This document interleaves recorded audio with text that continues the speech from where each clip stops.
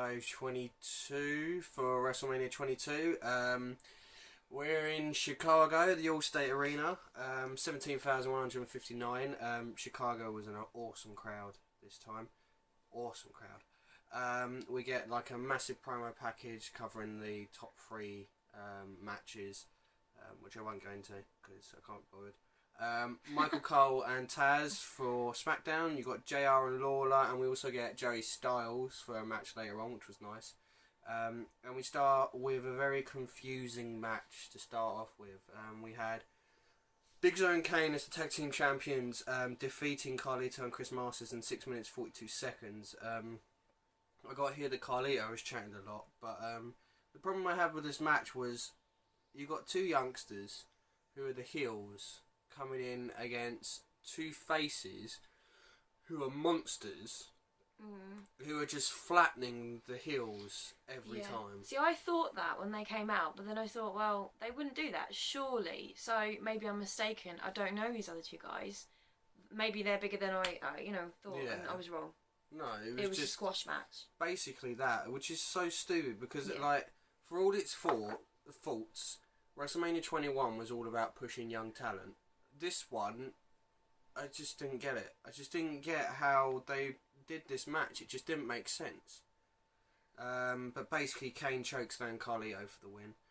We then go backstage in which we get HBK being interviewed about Mr. McMahon, about how he's going to send McMahon to hell. Then we go into the Money in the Bank match in which Rob Van Dam defeats Shelton Benjamin, Ric Flair, Finlay, Matt Hardy and Bobby Lashley in 12 minutes 14 seconds. Woo! We had 4 commentators going on about this match, and you had 3 wrestlers that really shouldn't have been in this match at all. Ric Flair, Finlay and Bobby Lashley. Bobby Lashley is green as anything in this match. Ric Flair, right, I don't know if you're going to go through the spots, but Ric Flair gets hurt, gets taken out, he looks quite injured, his back. Yeah. And then comes back, he completely no-sells everything. Yeah, well, it's funny because like the last one we went on about how Benoit sold his arm the whole match. Like a bloody pro. Ric Flair injured and then goes to the back and then comes... I hate those anyway. I fucking hate those. Because, like, there's a lot of stuff in this WrestleMania that I really hated because there's stuff that I personally think you shouldn't do. And I think throwing the X up, which everybody knows is the injury spot, you don't do that when it's fake. I said that to you, didn't I? I said, oh, they've done it, so it must be real. You don't do it when it's fake. I hate that. I just hate it so much. And then Ric Flair comes in, and like you said, he completely no-sells. Completely no-sells. And for somebody who, he should know better. He's been in the business long enough. Yeah, there's a lot of people on this pay-per-view that should have known better, though. Bobby Lashley here I got here described as the black Brock Lesnar. They're obviously trying to replace Brock Lesnar with Bobby Lashley. Then there's a few spots. RVD over the top rope crossbody into the ladder on Matt. Shelton uses the ladder again to make stairs, in which he runs up the ladder like stairs and does the running senton to the outside. So good. There's a suplex off the ladder on Flair by Matt, which you said Flair goes out the back hurt. Drop toe hold onto the ladder before missing the Rolling Thunder by Rob Van Dam. It then has 3 men it took 3 men to powerbomb Bobby Lashley. Flair comes back out. Finlay uses the shillelagh on Flair at the top of the ladder. Lashley pushes over the ladder with the ladder knocking Shelton and Finlay off. Then there's a drop kick chair into Lashley by RVD whilst on the ladder. We get a leg drop off the ladder by Matt Hardy on Bobby Lashley. A side effect on Finlay by Matt Hardy off the ladder. Then there's a splash off the top of the ladder on Finlay by Rob Van Dam that looked pretty awesome. Then we got RVD was climbing up the ladder and we had the camera shot of just the ladder. And then all of a sudden Shelton Benjamin out of nowhere, like Spider-Man or something, just jumped onto this ladder. Yeah, it was pretty awesome. Matt and Shelton are sent over the top rope by the ladder, and RVD grabs the briefcase for the win. Not as good as last year's, but definitely a good Money in the Bank. I only know one bad Money in the Bank match, and that was actually a Money Bank in pay-per-view. So, Josh Matthews is backstage with Mean Gene Okerlund. Miji Oakland literally says 2 words before Orton decides to interrupt him and he storms off.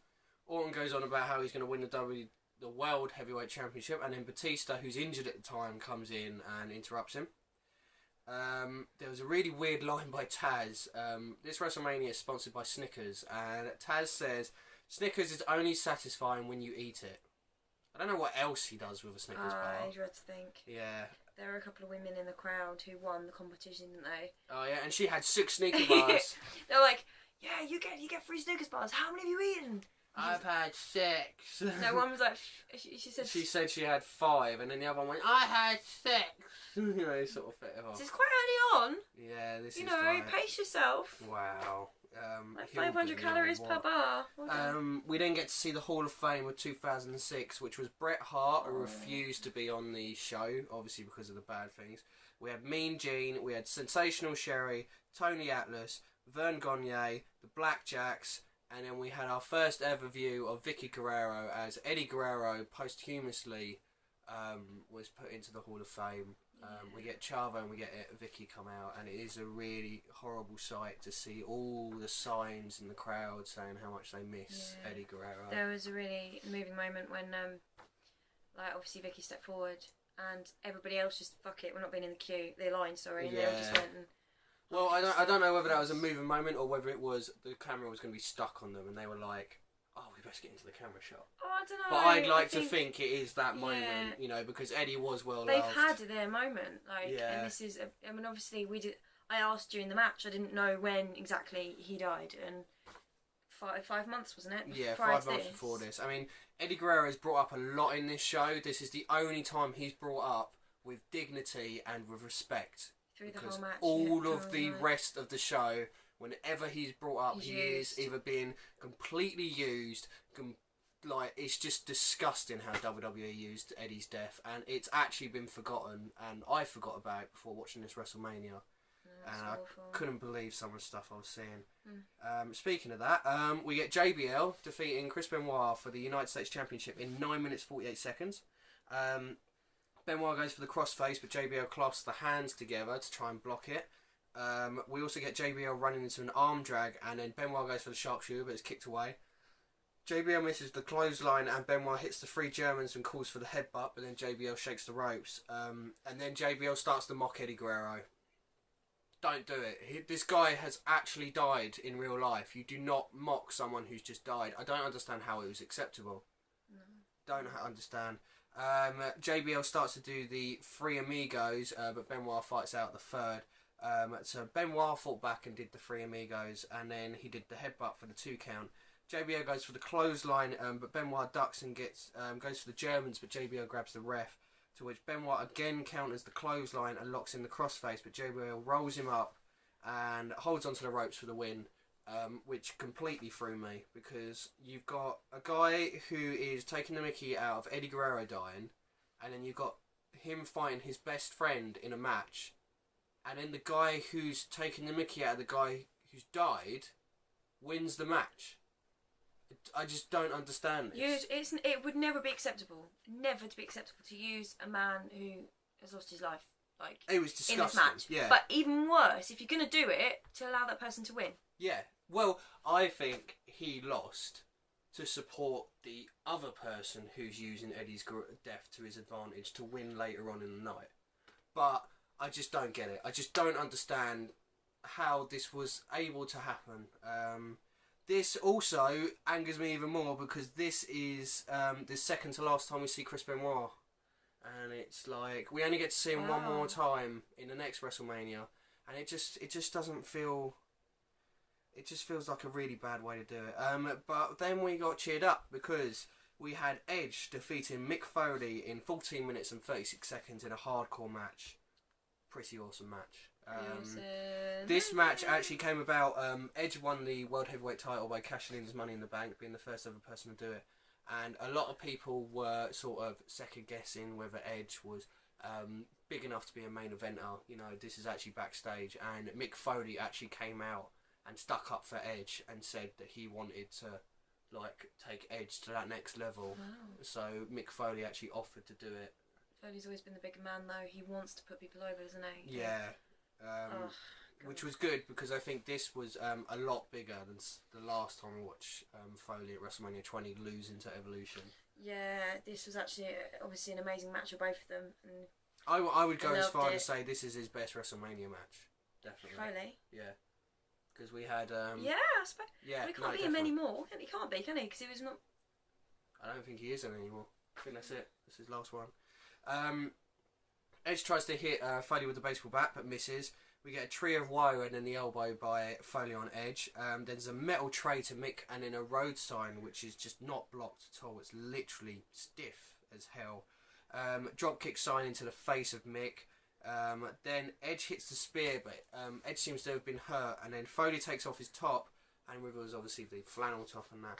And it turns out he had barbed wire wrapped around him and Edge is bleeding from the shoulder. That is an amazing moment because obviously Edge grabs his arm and then you think you see blood and then the camera moves away. Yeah. And like you see it just pouring and just to see him take it off and to unwrap all this barbed wire, it's like that's the Foley we know. Yeah, that was awesome. That was amazing.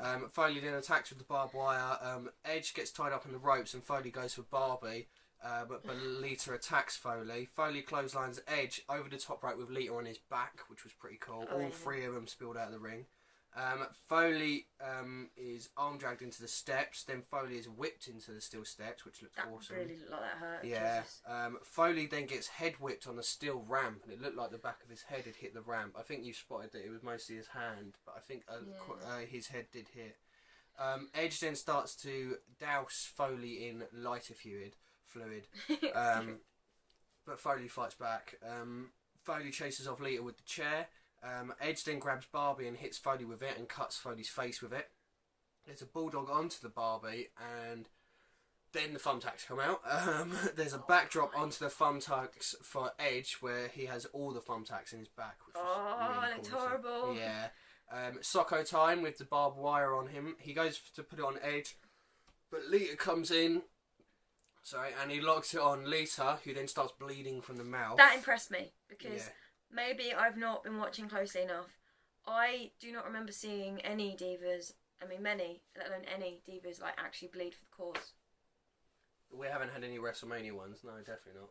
But this is Lita. She's extreme. I've never... Extreme! Yeah. But I haven't seen it. Like, I don't know. I mean, you can tell me, but like, I haven't seen any women be prepared. No, admittedly, it was only a little cut, but there was definitely plenty of blood. And, like, God. Lita's awesome anyway. I think she's great. Foley hits Edge with Barbie, busting him open.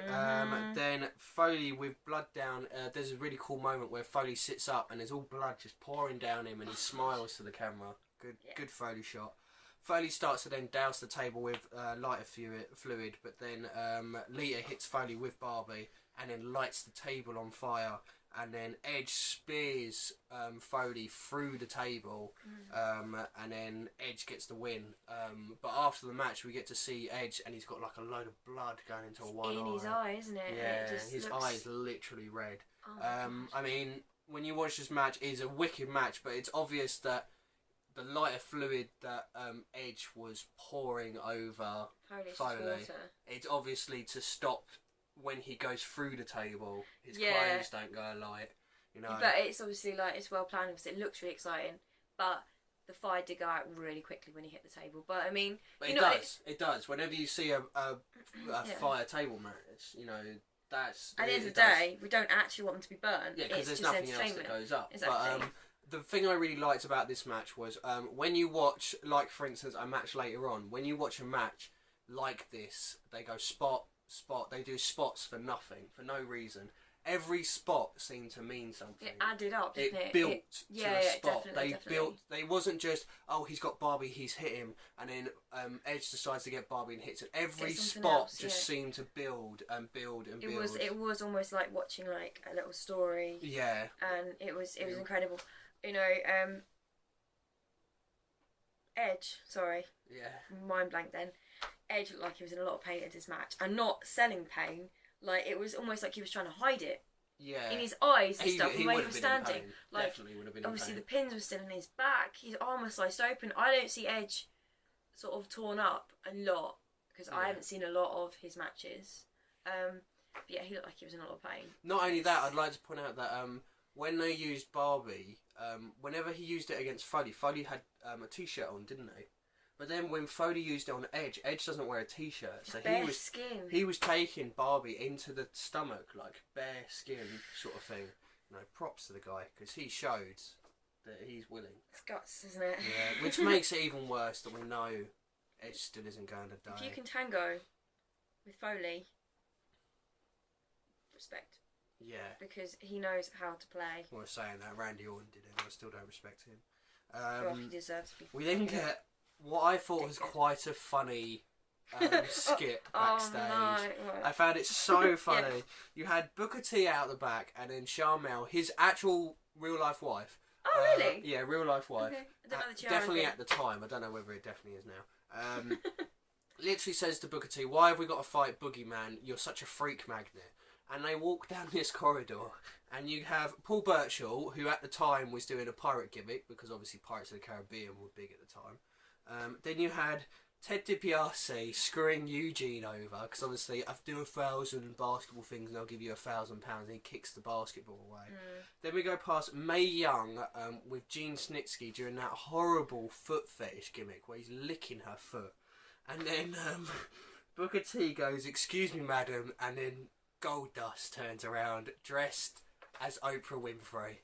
It's got like a wig and a dress. Oh, I love Goldust. This was when Goldust was just funny. Really, I respect that he's good, and the reason that I'm so freaked out by him is because he's so good at his gimmick, but no words. It's just so good. He tells Booker T that he has to allow his inner freak to come out, and there's this line where he goes, "Boogeyman eats worms," and he's like, maybe when he sticks those worms in his mouth, you should stick them in. And he whispers it to Booker, and Booker feigns, "Oh, tell me you did not just say that, you sick freak," And then we get this was when Goldust was at his funniest, the whole sort of thing.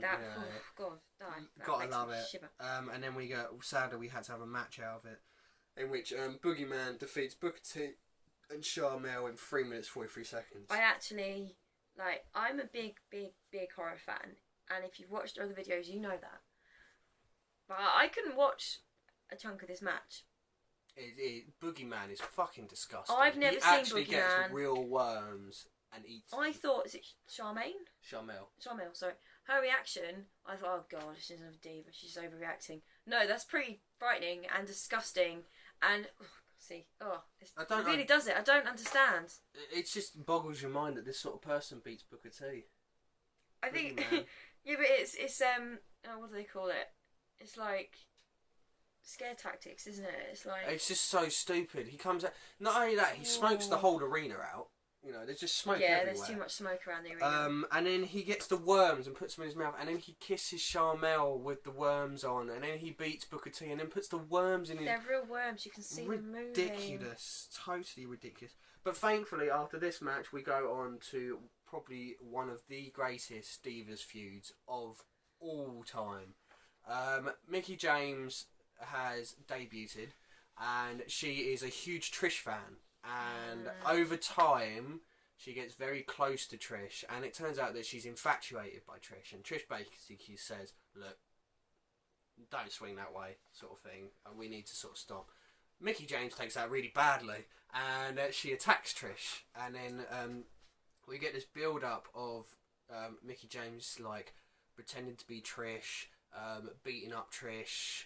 I think she didn't she kidnapped Trish's best friend Ashley, because she she was saying, "Oh, Trish, look what I've got," and then uncovered her in the ring, and she was held down. It was just a really good build, and really led to probably the best Divas match in WrestleMania history.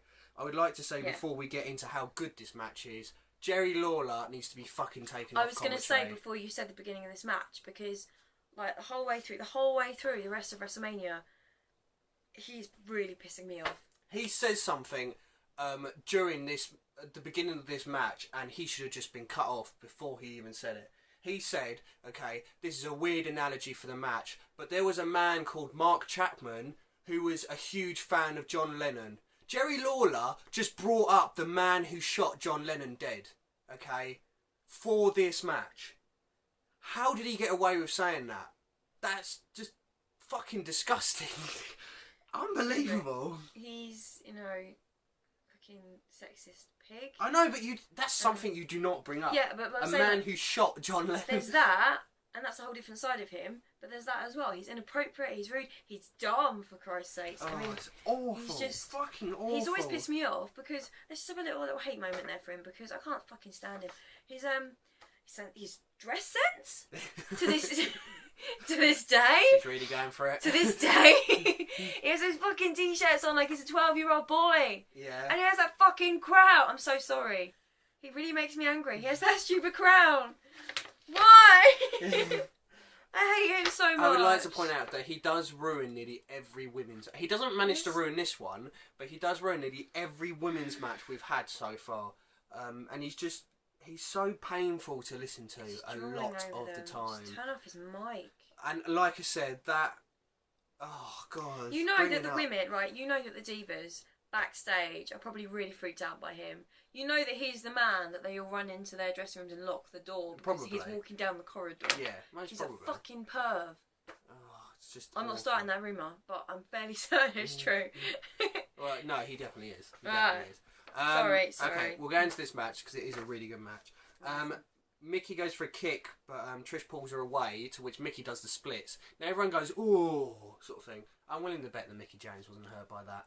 She's a woman. She can do the splits. Yeah, she's a woman. She's a diva. Okay. She can do that. Trish misses Mickey on the outside and kicks the ring post. So for the rest of the match, like Chris Benoit in the last WrestleMania, Trish is selling that leg. There's "Let's Go Mickey" chants from this hot Chicago crowd. We then get Mickey working on a leg. Mickey James, like after this, not long after this, she's turned face. Which means that it totally kills this character. Really? Yeah, it completely kills this character. She's a great Psycho. I was just about to say, she plays Psycho better than I've seen fucking actual actresses play Psycho. She was amazing. I have to admit, I used to like AJ playing crazy, but she's better. She was the way she was just screaming at Trish and everything. It was so good. She's got the eyes. Yeah. She's got those Nicolas Cage eyes. Yeah, just brilliant. Okay, so, and then there's a really nice bit where Mickey picks up Trish and she spins around. She does a head scissors, to which we found out that Trish was getting booed. You know, that's the first time that Trish was getting booed. What's that about? Really badly. Weird. This Chicago crowd was hot for Mickey. Trish goes for the top rope Hurricane Rana, but then Mickey instead whips her into on Trish onto the ropes. We get a Hurricane Rana, then reversed into a running powerbomb for a 2 count. Trish Matrix ducks Mickey and then cold cuts like completely, but Mickey just takes her down with like a drop kick to the really hurt knee. Then sadly, Trish goes.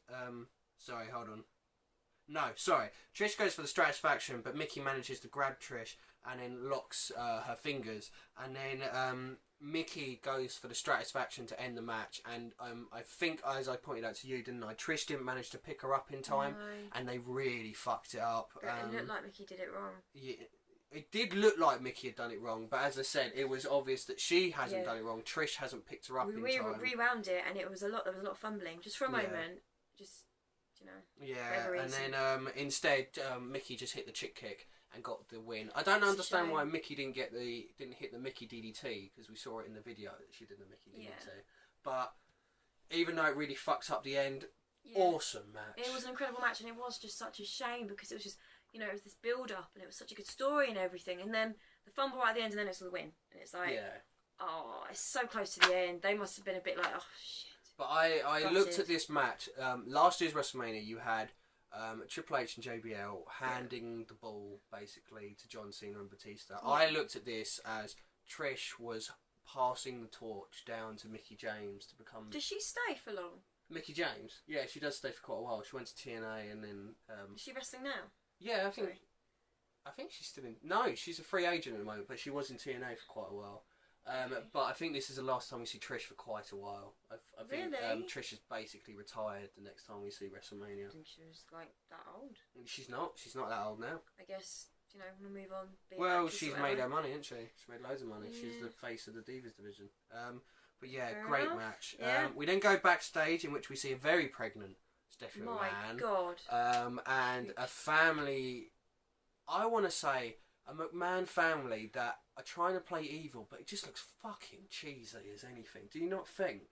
And they do a family prayer, and like, there was really a funny awkward. moment where Vince says, "Oh, I have a Hercules body," and you have Steph and Shane. They just sort all of look at each other like... exchange a look, which was quite funny. But this acting is just so cheesy.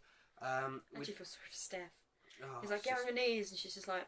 Yeah, she's like holding She's the baby. seriously heavily pregnant. Yeah, and we got Linda McMahon playing heel, which Linda's not even good as a face, let alone as a heel. We then go into The Undertaker defeating Mark Henry in 9 minutes 28 seconds in the casket match, which is probably up there with one of Undertaker's worst WrestleMania matches. There was a really awful bit. This was when Mark Henry was just terrible in the ring. Okay, he's really good now, but he was terrible in the ring. And Mark Henry, halfway through the match, hit the World's Strongest Slam and went to pin The Undertaker, and had to be told by the ref that he couldn't pin The Undertaker because it was a casket match. Big fuck up. Mark Henry gets Undertaker into the corner, and he goes for the 10 punch, and Mark Henry almost falls over the top rope. Undertaker then tries to last ride Mark Henry and drops him halfway through it. The only good bit of this match was they had the casket match obviously next to the ring, and Undertaker jumps over the top rope, over the casket, and hits Mark Henry. And then basically Undertaker hits the tombstone and rolls Henry into the casket match. And then we go into the next match, which I'm willing to bet you enjoyed. HBK defeating Mr. McMahon in 18 minutes 22 seconds in a no-holds-barred match. The first thing I put was Vince looks ridiculous. Because he's got the most orange tan and he's huge. It looks like he's been photoshopped. Gone to WH Smith's. He's gone, where are the bodybuilding magazines? Right, so I need to look like that, and I need to have that tan. And you're right, he looks like you've been Kango's man. Photoshopped him onto a really big body. Like, admittedly, he's quite big, but it's still really creepy to see because he's an old man. It's like, it's cringy and his head's really small.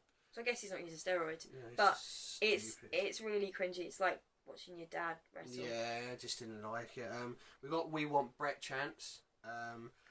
We also got Vince showed a magazine cover, and obviously we knew straight away HBK is going to smash the magazine over Vince's head. The Spirit Squad come out, which is a forgotten gem, which includes Dolph Ziggler. Yay! They don't tell us the names of any of the Spirit Squad guys, so I just literally put one of the Spirit Squad guys launched over the top rope onto the other Spirit Squad guys. Apparently, Vince McMahon has broken every commandment. There's quite a few of them. Murder being one of them. I don't remember Vince McMahon actually murdering someone. Maybe they tried to work Eddie Guerrero. Was this Jerry Lawler by any chance? No, it was actually Jim Ross. In a moment of madness. Well, no, maybe they tried to work Eddie Guerrero into this storyline and had, Vince murdering Eddie. They worked him into every other bloody story. Right, HBK blocks a Vince McMahon super kick and then hits the forearm, the kip up, and then whips him with the belt. There's a top rope elbow and calls for the switching music, but then Shane comes out with the kendo stick, and then I put dances around the ring like an idiot. Then Vince gets his arse out. And Shane is meant to put HBK in for the arse kiss, but Sean just overpowers Shane and puts him in there instead. Then Sean handcuffs Shane to the outside, and Shane tries to undo him with a key, but then HBK takes the key, throws it into the crowd, and then dances around like Shane like an idiot, and then grabs a kendo stick and kendos him. This is the bit where I started to lose my temper with this match, okay? Sean hits Vince with the chair and he busts him open, and Vince is just pouring all over the place. And Vince hits him with the HBK hits him with the trash can, and he calls for the sweet chin music, and then stops halfway through and goes out and gets the ladder and a table. Sets up the table, goes to get up to the ladder, and then stops, and then goes back outside again. Okay. Yeah, and gets a trash can. Hits him with the trash can. Then goes back up the ladder. He puts him inside it. No, that was when he got the bigger one out. Oh, sorry. Yeah, he stopped again and then decided he had to go and get a bigger ladder. Okay, now this is it's just fucking annoying that he kept going for this switching music and then stopping just to delay just wanted it. to see it. It's what everyone wants to see. And then obviously Vince was put into the trash can. Obviously the reason for that is HBK is going to come off with the top rope elbow, and that protects Vince because obviously Shawn's going to hit most of the trash can and not hurt Vince. That's basically why that happened. And then you think finally this match, which has gone on for way too long, is going to end. But no, Shawn then calls for the switching music and hits it. A 19-minute match of Shawn Michaels squashing the Spirit Squad, squashing Shane McMahon, and squashing Vince McMahon. Now, during this WrestleMania, I thought, I can't be the only one that is thinking this is a stupid match. So I went online. This match gets a lot of praise. See, I understand where you're coming from. I understand that it's too long and it is a squash match. But on the other hand, I really enjoy Vince getting a good beating now and then. And I don't know, I don't think, maybe it is because I'm just being biased because HBK, but obviously there's a lot of other people that agree with me. If there's going to be a squash match, make it somebody who everyone cares about. But he doesn't just squash Vince. He squashes Shane and he squashes the Spirit Squad. Which, get used to that because we don't get to see it at WrestleMania, I don't think. But during this time, not long after this, Triple H and Shawn Michaels get together and they completely squash everyone in the Spirit Squad for 3 or 4 months. I don't want to see Triple H anymore. I'm a bit bored of him now. But, well, tough. I kind of like the Spirit Squad coming out. Like, I do think if anyone has got to use, like, I don't know, if you've got to have that much sort of bloody crap and dress up your match that much, then I don't know, you just have someone you want. No, I think the only reason that this wasn't shit on as much was the crowd was amazing for this match. And I felt like it was, like for instance, we go back to WrestleMania 19, you got Hogan against Vince. And it wasn't a great match, but there was enough like back and forth and shenanigans happening to keep you entertained. Whereas this, about 2 minutes of this match, Vince or Shane are hurting Shawn. The next 16 minutes is literally Shawn Michaels hitting people or delaying for the switching music. You are right though. The second that Vince hit the floor, the first time when he got cut open, like probably half the match in, you could have easily laid on him and done the count. Yeah, it was just literally. I get that obviously everyone loves to see Vince get hurt, but not even Stone Cold at a Valentine's Day Massacre against Vince. Not even that went as long as it was, and that was built up like two years of Vince like holding Austin down. Vince, has a 1 match a year or something at this point, and spends all that time bodybuilding, and he probably paid what $20 for that tan. He wants to get his screen time. I mean, the one thing I do take from this is Vince would do anything. God, yeah. Vince would do anything for the cause. He put himself out there. He's an arsehole, but bleeding pints. I was a bit grossed out by this. Like, obviously, I was really grossed out by Boogeyman, but I was a bit like shocked by how much blood was coming out on the back of Vince's head, and it wasn't like it wasn't a blade job. It can't have been, surely. He was putting his head against the mat and literally was pooling within seconds. And yeah, I didn't like watching that actually. But yeah, no, I wasn't nice. a huge